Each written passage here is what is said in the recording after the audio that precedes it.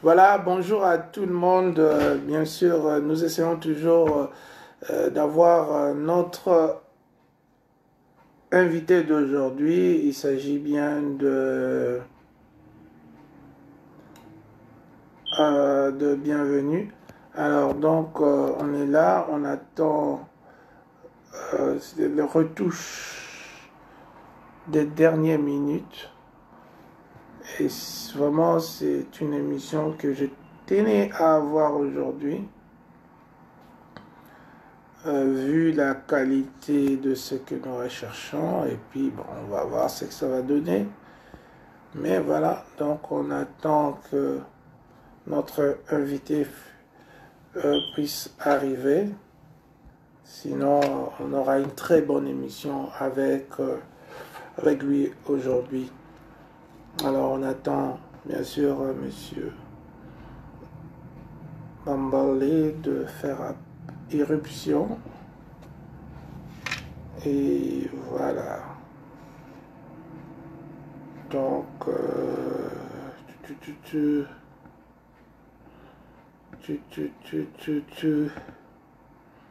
donc, voilà.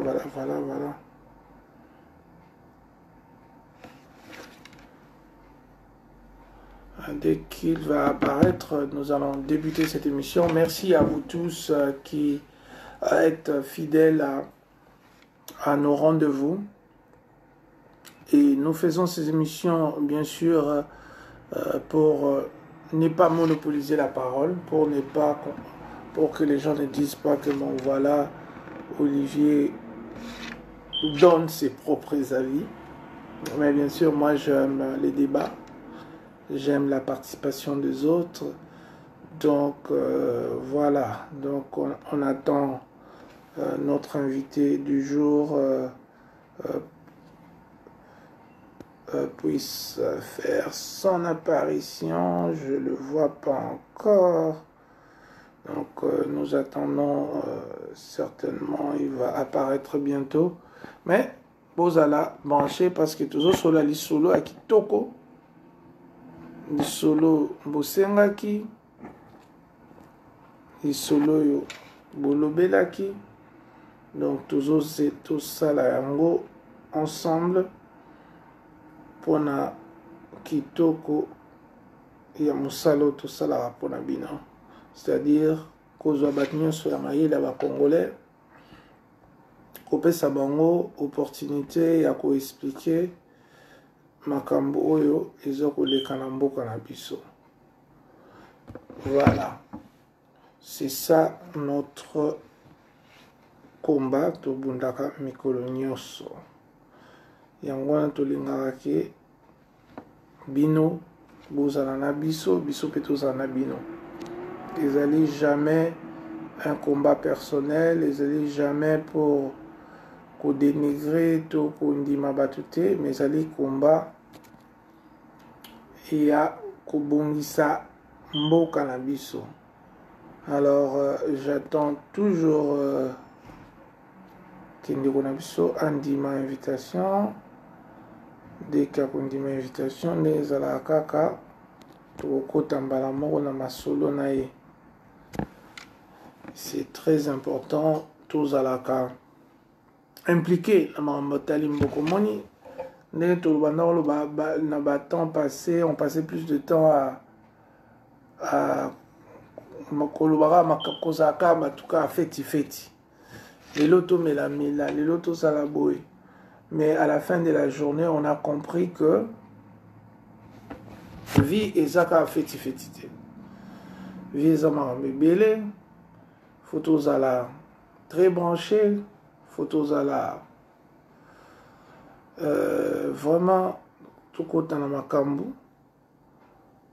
oyo Italie nini na biso to jouer ba rôle tous à la teka bateau oyo ke makambu oyo eza na tina te. Yango nde topesa en priorité oyo eza na tina yango nde to négligeaka. C'est un peu ça et ça la rappelle bien te yango no moni parfois tozonga basima. Donc il faut couper sa priorité na makambo nyonso. Voilà. Yango na bandeko na ngai toyebaka importance ya makambo. Alors toujours Zelandeko a accepté l'invitation. Toujours mona na noté. Il n'est pas sur les directs. Je pense qu'il est sur direct Yakala. Voilà. Tous les Ndeko Kota, Ndeko Nabiso, bienvenue à Kota. Alors, Tobeta Lisolo, il y a Otolobaki, il y a combat Oyo qui se passe partout. Je pense qu'il y a un problème. On va essayer de l'avoir par téléphone parce que il y a un problème pratiquement. Ça ne marche pas et on va essayer de le faire par téléphone. Ok. Alors, tous voyez, vous avez la passion, interview, vous avez Nali Falancia. Alors, bonjour, bienvenue. Je suis désolé. Non, il n'y a pas de problème. Bonjour, On est déjà en direct, donc on va essayer de faire une interview audio. C'est pas un problème pour le moment. Et peut-être on va revoir comment refaire une interview vidéo la prochaine fois. En tout cas, monsieur, bienvenue. Bambale, est-ce que vous pouvez vous présenter au public? Au public. Bon, de toute façon, je suis plus à présenter, hein, donc je m'appelle Bienvenue Bambalé, donc ça s'écrit MBA, donc MBAL, Bienvenue Bambalé, donc un fils de la diaspora depuis plus de 30 ans, géré des vies en France, père de famille, donc activiste depuis 2014. Bon, je œuvre dans ce domaine un peu sensible, je ne peux pas les diffuser en ligne, donc j'ai œuvré en France dans d'autres domaines un peu de mapping, qu'on peut dire. Donc, et après, je me suis converti dans le domaine de la protection rapprochée. J'ai une société ici, également au Congo, donc je suis un meneur d'hommes. Ok. Alors, dans ce sens-là. Merci beaucoup. Alors, meneur d'hommes, vous avez donné brièvement votre parcours, mais du coup, comment vous avez transité de ce que vous faisiez avant à ce que vous êtes connu aujourd'hui de faire? Bon, en tout cas, pour ma part, donc, je suis un fils d'un politicien. Mon père et fille, un officier haut gradé dans l'armée de Mobutu, hein, donc du Zaïre.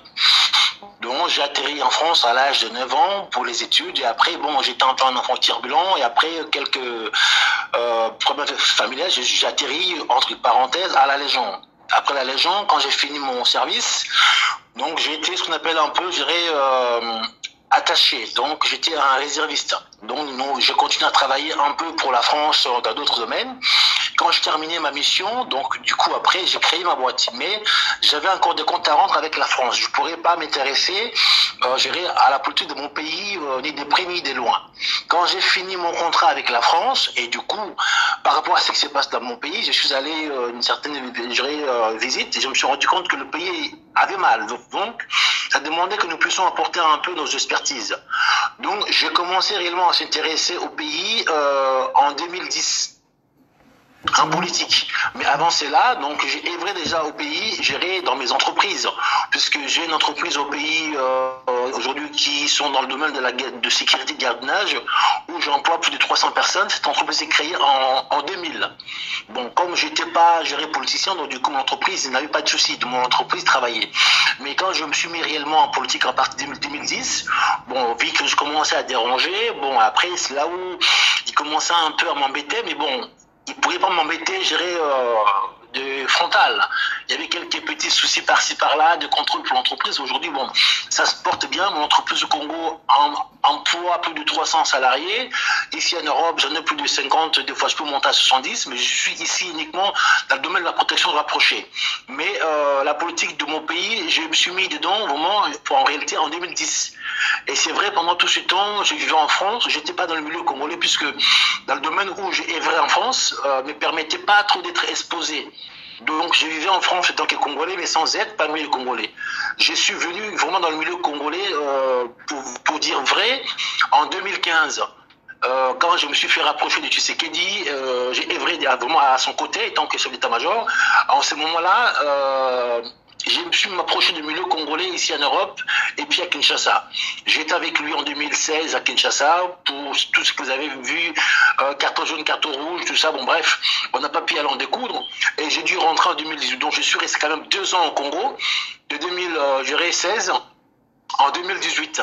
Et donc je suis rentré puisque ce qu'on devait faire avec lui n'a pas vu le jour puisque le patrioche n'a pas voulu aller en découdre. Donc il a décidé d'aller dialoguer pour faire partie Kabila en douceur. Alors c'était convenu qu'on devait en finir en découdre. Donc voilà ce qu'il faut aujourd'hui que je suis rentré. Quand j'ai compris que le politicien ne peut pas apporter le changement au Congo, puisque l'homme le plus grand que je croyais qui pourra gérer, faire partie Kabila, il a dit c'est une personne qui est non violente, il ne pourra pas faire partie Kabila géré par la violence. Quand on parle de la violence, pour eux, l'article 64, c'est une violence. Alors que c'est plutôt un article qui donne à tout le Congo le droit de protester ou de sortir même dans la rue. Quand j'ai compris que toutes ces choses-là, le fait, tu sais, qu'il ne pourra pas le faire, il était pour moi le seul homme qui pourra drainer la masse au Congo. Donc quand lui il m'a dit il ne peut pas, donc j'ai vu, à part lui, il n'y avait personne à qui je pourrais m'attacher en politique. Donc je suis revenu ici à Paris depuis 2018. Et là, du coup, j'ai œuvré de mon côté pour ma mission que nous-mêmes, la diaspora, nous puissions créer l'unité pour créer réellement un troisième échelon pour chasser l'occupation, puisque le policier que j'ai eu à Kinshasa, il n'y en a pas un qui pourra aujourd'hui prendre les risques en disant que oui, d'aller chasser, gérer l'occupation. Alors, voilà. Merci bien à M. Bambale, mais on va parler bien sûr de ce qui s'est passé à Bruxelles avec les drapeaux congolais, avec nos amis Boketu et Eso. Mais avant cela, vous avez parlé tout à l'heure de l'occupation. Et beaucoup de gens disent en découdre justement avec cette occupation est une utopie. Comment allez-vous vous prendre? Comment ça va démarrer? Comment ça va? Ou ça prend quoi pour chasser? Alors, je ne suis pas là pour donner des... Non, je ne suis pas là pour faire des théories inutilement, parce qu'aujourd'hui, je vous dis clairement que on avait un homme qui avait la capacité d'élever les foules sans sortir un centime. Wow. Ce type-là, il s'appelle Tshisekedi Wamulumba. Les gens lui sauvaient gratuitement. Avec lui, les gens ils étaient prêts à se faire tuer en cascade pour la liberté. Mais si cet homme-là, il a trouvé bon de dire qu'il n'est pas prêt à sortir les gens, même pour réclamer l'article 64 qui est leur droit, à part lui, je vois personne qui pourra le faire. Bon, les élections, il y a eu les élections ici, Martin Fayoulou, il a été plébiscité, peu importe, il a gagné les élections, mais aujourd'hui, Martin Fayoulou, inconsciemment, il a hérité un peu la popularité d'Etienne Tshisekedi. Il a drainé la masse. Martin Fayoulou, quand il est venu en Europe, on l'a dit, aujourd'hui, il avait notre soutien. Et quand il est rentré au Congo, il y a cette chose qu'il pourrait faire, sortir les gens dans la rue, créer peut-être la place Tariq. Mais Martin Fayoulou aussi, dans sa tête, c'est aussi un pacifiste. Donc malheureusement, au Congo, nous avons des politiciens qui ont même peur de laisser des gens 3 jours dans la rue. Alors quand on sort les gens dans la rue, c'est pas la rébellion, c'est pas les armes, c'est juste que les gens sortent dans la rue qui restent pour réclamer leurs droits. Et là, ça pose problème, parce que Martin Fayoulou aussi, il a traîné le foule. Quand il a fait ses meetings au niveau des Sainte-Thérèse, s'il a voulu réellement que les gens puissent y rester 3 jours dehors, qu'ils soient ravitaillés, boire à manger, je pense qu'on pourra créer peut-être notre place Tariq à nous. Mais malheureusement, tous nos politiciens, ils sont dans le même schéma. Ils veulent faire du plein, mais ils sont dans les capacités d'aller dire, voilà, les gens sont dans la rue, il faut qu'il y ait des graviges, il faut qu'il y ait des casses pour que le pays soit libéré. Ils ne sont pas dans cette optique-là. De ce qui fait aujourd'hui, le peuple congolais, ça devient un peuple, pacifiste à tel point que, pour ma part, c'est la soumission. Ok. Alors, vous parlez de politiciens congolais étant des pacifistes. Est-ce que vous avez inclus dans votre démarche intellectuelle qu'il y a la répression sanglante en RDC lorsque les gens se regroupent dans la rue? Vous savez, malheureusement, c'est là où ça pose un problème. Les gens, ils ont peur de ça. Vous savez, selon les conditions de loi de Genève, si un pays commence à tirer sur sa population, s'il y a plus de 200-300 morts, n'importe quel pays extérieur, ils ont le droit de parachuter pour stopper le gouvernement en place. Voilà, je vous donne un secret. C'est que nous, on a voulu amener sur place que les gens sortent dans la rue uniquement pour manifester. Et que comme il y avait des soldats de Kabila qui étaient dans la rue, qui avaient la gâchette facile, il fallait commencer à tuer la population. Vraiment, si commencer à tirer sur les gens, c'est vrai, on devait en faire un peu de sacrifice. Au moment où on devait atteindre 200-300 morts, Kabila était fini. Dès qu'un gouvernement tue sa population à un niveau où on voit que ça devient des massacres, selon la Convention de Genève, n'importe quel pays a le droit de parachuter sur vous pour vous stopper. Ok, on a vu ça en Côte d'Ivoire, entre Babo et Alassane Ouattara. Ok, le groupe de Babo a tiré sur l'avion français, et puis le peuple ivoirien qui les était tiré dessus, la France a parachuté. Bon, c'était aussi bien prémédité. Mais Babo, il a été stoppé par rapport à ça. Et bon, ça sont des choses qu'on ne peut pas le dire à haute voix, mais tout politicien qui maîtrise la politique, qui sait bien qu'aujourd'hui, Kabila, on pourra le pousser à la faute. Mais ils n'ont pas voulu pousser Kabila à la faute. Donc pour ma part, ils ont été un peu consentants, ou bien dans l'accompagnement, ou bien dans la complicité. Non, mais il faut voir l'histoire. Par exemple, vous avez parlé d'Étienne Tshisekedi. Beaucoup de gens, au cours de sa carrière, sont morts justement parce qu'ils ont voulu aller dans la rue. Les universitaires, vous vous souvenez, et chaque fois, et au point que à la fin, Tshisekedi s'est dit, bon, finalement, je ne veux pas être la cause ou la raison pour laquelle les gens vont être tués. Non, mais ce mot-là, excusez-moi, sur votre respect. Vous savez, aujourd'hui, Tshisekedi, il a fait son opposition pendant 37 ans. Mais alors, je risquerais de choquer quelques-uns, mais tu sais qu'aujourd'hui, il fait partie des combines. Donc, dans un pays qui se respecte aujourd'hui, pour sortir un peu de la dictature, ils ont créé des camps. Un camp où le pouvoir en place qui dirige, l'autre camp où, entre parenthèses, le soi-disant l'opposition. Donc, le père Tshisekedi, il a joué l'opposition pendant 37 ans. Et c'est lui, pour ma part, qui est un peu responsable de cette pauvreté dans laquelle le pays est retrouvé. Parce que les gens le suivaient, le croyaient à lui, en croyant qu'il pourra libérer les gens. Mais lui, il savait bien qu'il jouait ce double jeu, tu sais qu'il dit. Il était opposant le matin, et le soir, il était dans l'appareil, d'État. Moi, je suis allé à Kinshasa en 2016. J'ai côtoyé, tu sais qu'il dit que quelques années. Comme je suis un homme du métier, je me suis rendu tout de suite compte que le pouvoir, c'est-à-dire l'opposition de Tshisekedi, c'est une opposition de pourparler. Il ne pourrait jamais assumer de sortir les gens, créer des fiscs, la place d'Ari, que les gens restent dans la rue 2 ou 3 jours, qu'il y a un peu des restrictions, des gravages. Il n'a pas voulu. Donc aujourd'hui, ils ont sorti les gens, mais faire un peu de dommages collatéraux, mais inutilement, c'est isolé. Admettons, quand les étudiants sortaient, il peut y avoir un mort par-ci, 2 morts par-là, ça c'est pas grave, ça compte pas. Mais si demain, les gens sortent dans une place, ou peut-être l'armée régulière qui vient, qui tire sur les gens en masse, là il y a 150 morts, là on stoppe le pouvoir en place. C'est là où tu sais qu'il devait amener les gens. Mais pour cette processus-là, tu sais qu'il dit, il ne voyait pas assumer ou bien faire tuer les gens, gérer des... Oui, allô? Oui, allô, monsieur Bambale, on vous a perdu pendant 2 secondes. Voilà, donc nous sommes avec... oui, je pense qu'il est revenu. Alors, vous disiez... Ça pesait pas. Alors, mais, monsieur Bienvenu Bambale, aujourd'hui, est-ce qu'on peut parler de transmission des ADN avec son fils Félix, que lui aussi, il fait partie de l'appareil aujourd'hui?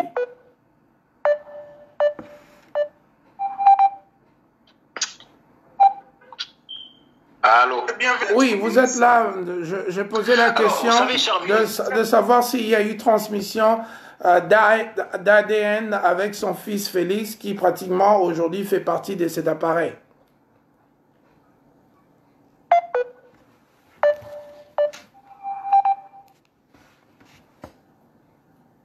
Oui, allez-y. Alors, Oui, oui, on vous suit. Oui, allez-y. je disais, la connexion coupe à chaque fois. Non, non, on Donc, vous si suit. tu Allez, peux, tu prends mon numéro. allez-y, allez-y.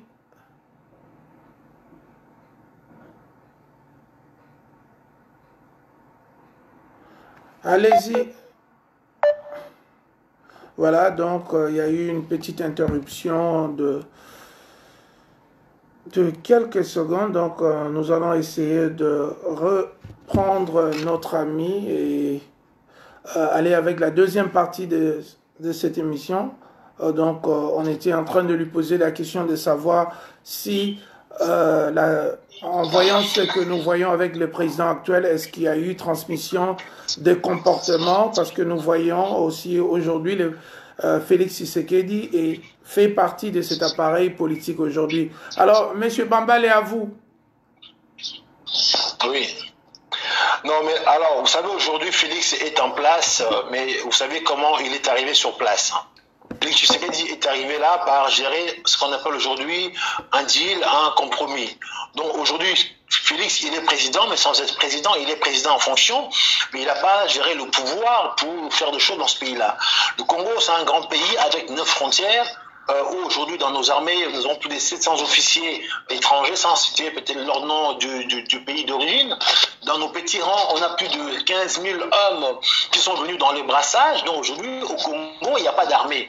Donc Félix, actuellement, là où il fait plutôt un président en fonction à la Vladimir Poutine et Medvedev. Donc il ne peut pas apporter un changement au Congo. D'ailleurs, sans vous interrompre, monsieur Bambale, je viens de voir une vidéo où pratiquement je vois Félix en train de prédire comment serait sa présidence. Comment serait sa présidence? Non, mais vous savez, Félix, il peut faire beaucoup de promesses. Hein. Les promesses ne sont pas gérer des réalités de promesses. Engage qu'il y a celui qui croit. Aujourd'hui, Félix, il gouverne un pays comme il faisait des campagnes. Donc, il bat campagne aujourd'hui sur promesses. Il a bien promis à nos enfants, il n'y a pas longtemps là, la gratuité de la scolarité. Malheureusement, il n'a pas de quoi les financer. Donc, si on veut que le peuple congolais se libère de tous ces politiciens, il faut que nous puissions aider notre peuple pour qu'il puisse refuser d'écouter les gens qui sont là pour les endormir. Donc, Félix, aujourd'hui, il est président en fonction, mais sans le pouvoir pour diriger un pays. Donc il ne peut pas changer quoi que ce soit dans ce pays-là, sauf s'il veut faire peut-être un volte-face, comme il a fait Mouzé. Bon, il faut qu'il soit préparé pour que demain, qu'il se dise, voilà, il va peut-être se retourner contre Kabila. Kabila a eu 18 ans, il a le temps de se préparer pour demain assurer ses arrières. Mais Félix vient d'arriver. Autour qu'il a, c'est à Félix, tout ça c'est à Kabila. La maison qui dort, les gars donc, qui il roule avec. Donc aujourd'hui, Félix, là où il n'a pas le moyen de faire à l'envers Kabila, sauf d'abord il faut qu'il se prépare. Donc bon, c'est pour cela, il sera plutôt dans la soumission comme un garçon de course. Mais il ne peut pas nous libérer d'ici 1 an parce qu'il n'a pas encore le moyen. Il n'a pas le moyen pour faire quoi que ce soit face à Kabila. Il faut du temps pour constituer un troupe ou des hommes ou je ne sais pas quoi. Donc il n'a pas le moyen de nous libérer de Kabila pour l'instant. En tout cas, merci à ceux qui nous suivent. Je suis avec un activiste politique qui s'appelle Bienvenu Bambale à partir de la France. Alors, mon cher ami, on va parler maintenant du drapeau. Il y a eu tollé, polémique les 2 dernières semaines sur ce que nous avons tous vu sur vidéo. Notre frère, nos frères Bokeh Premier et sont en train de brûler le drapeau actuel de la RDC. Qu'est-ce que vous avez à nous inculquer sur cette polémique?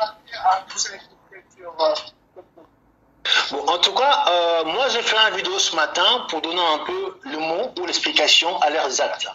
Nos amis sont des activistes qui ont fait quelque chose avec le courage. Mais peut-être aujourd'hui nous avons un pays où les gens sont tellement dans un système un peu de la peur. Ils ont vu ça un peu d'une gravité un peu, je dirais, monstrueux. Ils ont déchiré un drapeau. Pour ma part, un drapeau c'est quoi? Ce sont les emblèmes. C'est un bout ici. Aujourd'hui, le pays, c'est pas seulement le drapeau, c'est aussi la Constitution. Notre Constitution, ça fait longtemps qu'aujourd'hui, il est bafoué. Notre armée, aujourd'hui, ça fait longtemps qu'elle est bafouée, parce que nous avons des gens qui sont dans nos armées, qui ne sont pas congolais. Quand on voit nos territoires des Minembwe aujourd'hui, tous les gens qui sont rentrés, qui ne sont pas congolais d'origine aujourd'hui, qui se revendiquent congolais, ça aussi, c'est bafouer notre identité. Aujourd'hui, le Congo en elle-même est bafoué dans toute la ligne. Donc le drapeau, c'est juste un tout petit emblème. Mais les gros soucis au Congo aujourd'hui, il y a nos frontières qui sont bafouées, il y a notre armée qui sont bafouées, il y a la constitution qui sont bafouées d'aujourd'hui. C'est des gros problèmes qu'on ne voit pas. Juste un tout petit, ça éveille un peu les gens. Pourquoi c'est là? Donc je dis expliquer. Depuis la création du Congo, le Congo aujourd'hui a vu le jour en 1817, selon, je dirais, les rois belges. Mais sachant qu'avant cela, il y avait le royaume Congo qui existait. Mais ce royaume Congo aujourd'hui, dans l'histoire, on n'en parle pas.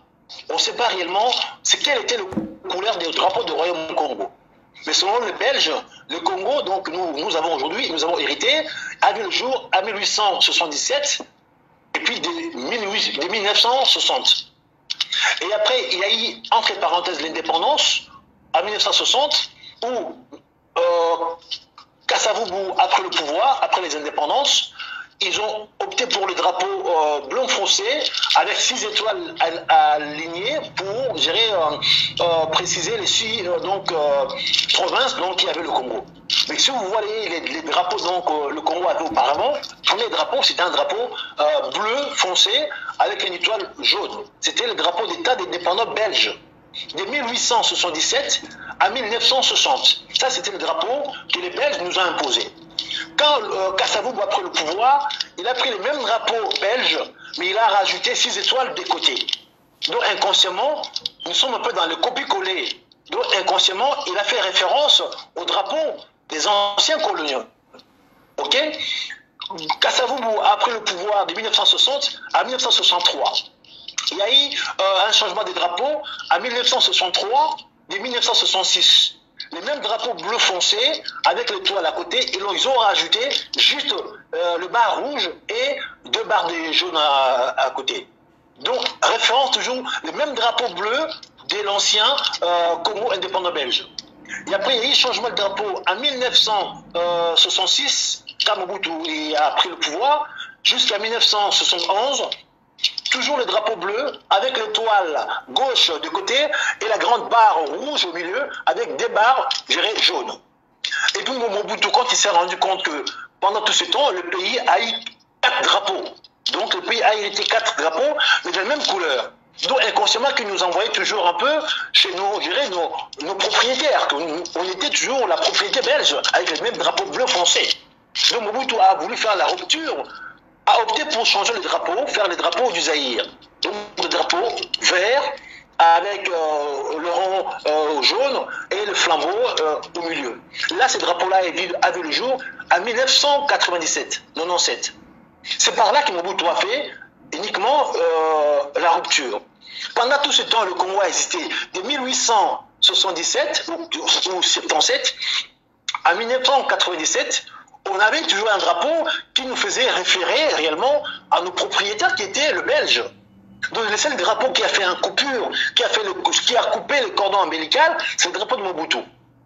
Mobutu, il a pris le pouvoir depuis cette année-là jusqu'à 1997. Mobutu a changé le pays de nom, Mobutu a créé la réalisation, Mobutu a saisi les biens des Belges pour donner aux Zaïrois, Mobutu a tenu tête un peu aux anciens colons. Mobutu a chuté. Moussa Laurent Désiré Kabila est rentré au Congo en 1997 jusqu'à 2003. Moussa nous a ramené l'ancien drapeau colonie belge, des drapeaux bleu foncé avec 6 étoiles à côté et le jaune au milieu. Donc Moussa nous a ramené encore, dans l'État indépendant belge. Alors Mobutu avait coupé un peu déjà cette cordon ombilical. Moussa est décédé en 2003, son soi-disant fils adoptif a pris le pouvoir en 2003, nous a ramené un drapeau bleu ciel avec 6 étoiles à côté et jusqu'à 2006, toujours référé au drapeau des Congo indépendants belges. Donc pendant tout ce temps, le Congo a eu 8 drapeaux. Dans les 8 drapeaux, à chaque fois les drapeaux qui partent, c'est qui revient les drapeaux qui nous fait toujours réfléchir que nous sommes à la propriété belge. Alors sachant que le seul drapeau qui a fait une rupture, c'est le drapeau que Mobutu a mis en place. Mais beaucoup de gens... Monsieur Bambalé, avant que vous poursuivez, j'aimerais que vous commentiez, mais quand même les gens trouvent mal que c'est Mobutu quand même le dictateur de 32 ans. Non, alors je pense qu'on doit appeler un chat un chat. Je ne suis pas mobutiste. Mon père est un responsable de hauts grades dans ses armées, et moi j'ai vécu 30 années en Europe.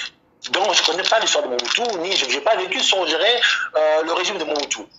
Alors aujourd'hui, quand je parle aujourd'hui, nous sommes au XXIe siècle. Tous les pays d'Afrique aujourd'hui, ils veulent chercher l'air un peu, je dirais, identité, l'air souveraineté. Mobutu, c'est le seul individu qui nous a ramené un drapeau, ou dans ce drapeau-là, qui a fait une rupture avec les anciens drapeaux qu'on avait auparavant. Mobutu, c'est le seul individu aujourd'hui qui nous a donné un peu la fierté d'être Congolais, ou Zaïrois. Zaïrois dans la paix retrouvée. Donc, quand on voit dans le drapeau de Mobutu, le Zaïre, à l'époque, c'était un pays où c'était respecté. On voyait des étudiants étrangers qui venaient chez nous, qui venaient étudier à Louvanium. On voyait des gens qui venaient se faire soigner au Zaïre. À l'époque, nos 9 frontières ont été protégées. On ne voyait pas de groupes armés traverser nos frontières pour venir violer nos femmes, découper les gens et partir. Non. Le Zaïre a été respecté. Et puis, à l'intérieur, on vivait dans l'unité. Il n'y avait pas un problème de Moulouba, Mokongo, Moussouali, il n'y avait pas ça. Alors, il y a plus de 400 ethnies dans ce pays. Alors, 400 ethnies, on vivait comme un seul homme. Donc, allez comprendre. À l'époque de Mobutu, on n'a pas eu 12 millions de morts. On n'a pas eu des femmes violées. On n'a pas eu des gens découpés à la machette. Quand on parle de la dictature, c'est quoi? Avoir un seul parti, ça c'est la dictature? Non, monsieur, je pense que même, il faut dire merci. Depuis que Mobutu a donné l'ordre qu'il y a des multipartismes, c'est vrai, c'est là où il y a un peu de désordre. Tout le monde devient politicien. Il y a plus de 700 partis politiques aujourd'hui. Mais voilà, donc c'est du désordre. Un pays ne marche pas, je dirais, dans la désordre. C'est comme aujourd'hui, je dis à nos amis combattants ou résistants, on doit structurer le combat, on ne doit pas rester le combattant, je dirais, dans l'anarchie. On doit se mettre ensemble pour parler la même chose. Et là, on sera efficace. Si chacun est chef dans son coin, chacun est leader, on ne fera rien. Donc, créer l'unité, c'est pour que le pays marche bien. Donc, si Mobutu avait imposé un seul parti politique pour que nous puissions avoir un seul idéologie dans ce sens-là, et quand il a donné le feu vert, que tout le monde devient politicien, on a comme des partis, 700 partis politiques. Pourquoi comme projet de société? Quoi comme idéologie? N'importe quoi. Tout le monde veut être président. Mais avec quelle structure? Avec quels moyens? Mais parlant de ce geste, quel est le symbolisme que nos amis ont voulu projeter? C'était quoi? Moi, je pense que ce geste-là, c'est un geste pour ma part. Bokechou, je disais, c'est un garçon, on doit le féliciter pour le courage. Il y en a qui pourra dire le mal, on veut pour lui, mais ce n'est pas aujourd'hui. Il a ce qu'on appelle la sagesse. J'apprécie. Il a pris le courage, à lui avec son ami, de partir de chez eux le matin, à 7 h du matin, à venir changer ce drapeau-là, monter le drapeau du Zaïre. Je vous dis clairement, vous savez, pendant tout ce temps, depuis 1877, aujourd'hui jusqu'à 2019, le Congo a eu 8 drapeaux. Parmi ces 3 drapeaux, sur les 8 drapeaux, chaque drapeau a fait 2 ou 3 retours. Si je vais quand même vous relater, le drapeau foncé avec 6 étoiles à côté a fait sa sortie, a fait son retour 3 fois. Le drapeau avec l'étoile et la barre au milieu a fait sa sortie, a fait son entrée 3 fois. Donc je pense que le drapeau aujourd'hui vert, il va aussi faire son entrée. Donc cette entrée-là, je pense que nous, on peut maintenant le prendre en charge, et tant que résistance, ça devient un drapeau, je dirais, définitif pour la résistance, de façon que demain, quand nous, les résistants, on va prendre du pouvoir au pays, on va remettre ce drapeau-là, pas pour faire, je dirais, alliance ou allégeance à Mobutu, ou bien à l'MPR, non, juste pour dire que c'est un drapeau qui dérangeait, c'est un drapeau de rupture. Donc moi, je suis pour que ces drapeaux-là reviennent dans la résistance, pour montrer au pouvoir en place que nous ne sommes pas d'accord avec vous. Aujourd'hui, ce drapeau bleu, c'est un drapeau qui nous renvoie à la colonisation belge. C'est un drapeau qui nous montre que nous sommes un sujet belge aujourd'hui. Nous, 8 drapeaux, sur bleu foncé, étoile, bleu foncé, étoile. C'est le seul pays au monde qui a eu plus de 8 drapeaux, de toujours la même chose. Alors pourquoi on change de drapeau? On ne change pas réellement le couleur, on ne change pas seulement le motif, on veut rester avec le drapeau bleu, mais qui à chaque fois, qui nous renvoie à un drapeau, je dirais, colonial. Mais qu'est-ce que vous pouvez sans, dire? Sans compter aussi le côté aliénation mentale. Alors, qu'est-ce que vous pouvez dire à ceux-là qui se disent Oui, je vous écoute. vous pouvez changer 1000 drapeaux, mais aussi longtemps que l'élite politique est composée des politiciens véreux, ça ne changera rien. Aujourd'hui, bon là, le problème du Congo, ce sont ces intellectuels. Le Congo, s'il est là aujourd'hui, au Congo, au Zaïre, on a beaucoup de gens intellectuels. Malheureusement, aujourd'hui, l'université dans le monde entier s'est créée pour nous endormir, pour nous assujettir. Ça peut des gens qui le comprennent. Nous qui vivons ici, moi qui vis, ça fait 30 ans, j'ai compris que quand on va à l'école, c'est vrai, on va pour apprendre. Mais en même temps aussi, on vient pour vous raboter. Vous êtes ce qu'on appelle des pierres brutes pour devenir des pierres lisses, polies. Donc, l'université vous donne des éléments. Quand on prend de connaissances, on est conscient du danger, on sait bien qu'il y a la malaria, il y a les microbes, on devient trop sensible. Et inconsciemment, on perd un peu le courage de poser des actions. Au Congo, c'est vrai, on a beaucoup d'intellectuels qui ont beaucoup de théories, mais qui ne sont plus dans l'action, puisqu'aujourd'hui, l'intelligence endorme l'homme. L'homme, il se dit, ouais, je suis trop intelligent. Admettons même, on voit beaucoup de gens qui sont intelligents, mais qui sont au chômage. Pourquoi? Il se dit, je suis intelligent, j'ai des diplômes, je ne peux pas faire ça comme métier. Donc l'intelligence aujourd'hui tue un peu les gens. Quand on voit des gens comme Boketsu, on peut l'insulter, mais qui a eu le courage de monter son jeune drapeau? C'est la folie, il a pris des risques. Il faut on a besoin de gens comme ça pour qu'on passe à l'action. Lumumba était quoi? Premier ministre, à quel niveau? Mobutu était quoi? Mobutu n'a pas eu son bac. On a des gens qui nous ont dirigés dans le passé, qui n'avaient pas de gros niveaux d'études. Mais grâce à leur courage et leur sagesse, les pays ont vu le jour. On a besoin des gens aujourd'hui qui ont l'intelligence, mais pas trop essais, puisque des fois trop d'intelligence, ça tue l'homme. L'homme n'a plus réellement le courage de poser des actions. Comment aujourd'hui, c'est quoi? Ce sont des politiciens ou nos intellectuels qui sont tellement instruits et qui empêchent même toute action qui est à la contre de ce qu'on les a pris à l'école par, je dirais, le blanc. C'est des gens vraiment aliénés, quoi. Tu vois un noir, mais dans sa tête, c'est un petit blanc qui parle. C'est là pour le conseil d'enjeu pour le Congo. On doit, je dirais, en découdre, ou bien on doit couper le pont avec nos intellectuels actuels. C'est eux qui freinent aujourd'hui notre évolution. En tout cas, merci beaucoup. Je pense que nous allons refaire cette émission avec une meilleure qualité. Mais pour finir, Monsieur Bambale, est-ce que vous avez un mot pour nos compatriotes? Est-ce qu'il y a quelque chose qui est dans votre cœur présentement? En tout cas, moi, je souhaite du bon vent à notre ami Boketsu et Esso. J'ai fait ces vidéos-là pour accompagner leurs actes, parce que c'est vrai, ils ont posé l'acte, mais peut-être ça manquait de mots. J'aurais voulu, moi, j'ai pourtant, ce week-end, j'étais avec eux dans une réunion qu'on a fait à Paris pour l'arrivée de Quilombo. Il y a une dizaine de drapeaux qui étaient brûlés et déchirés. Quand je suis rentré, j'ai dit, bon, je pense que je devais réfléchir sur ça. J'ai dit plancher là-dessus, j'ai compris que les 8 drapeaux qu'on a dans le pays aujourd'hui, ce sont des drapeaux qui nous ramènent à l'État indépendant belge. Même notre livre national aujourd'hui, debout congolais, ça nous met toujours, je dirais,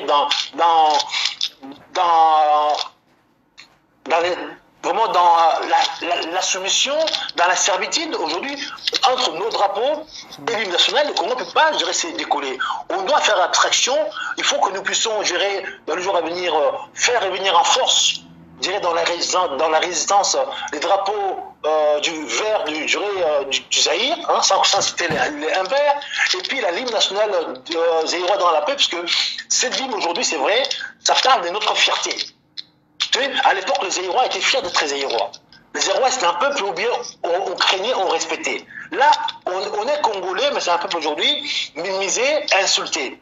Alors moi, je pense qu'on doit revenir dans le fondamental pour regagner notre fierté, pour gagner également notre dignité. Donc je pense qu'il faut que toute la résistance de l'Europe ou ailleurs, nous puissions opter pour le drapeau du Zaïre, en même temps faire de sorte que l'hymne national du Zaïre soit maintenant chanté partout dans toutes nos manifestations, jusqu'à ce que nous allons un jour aller changer la donne au pays et remettre les drapeaux verts pour faire la rupture avec la colonisation, en même temps l'occupation. Voilà un peu ce que j'ai dit. Et j'ai dit. Merci beaucoup, cher ami. Merci aussi à toutes les personnes qui nous ont suivis. Et je promets que nous allons refaire une tome 2 pour ce dialogue avec une meilleure qualité. Merci beaucoup.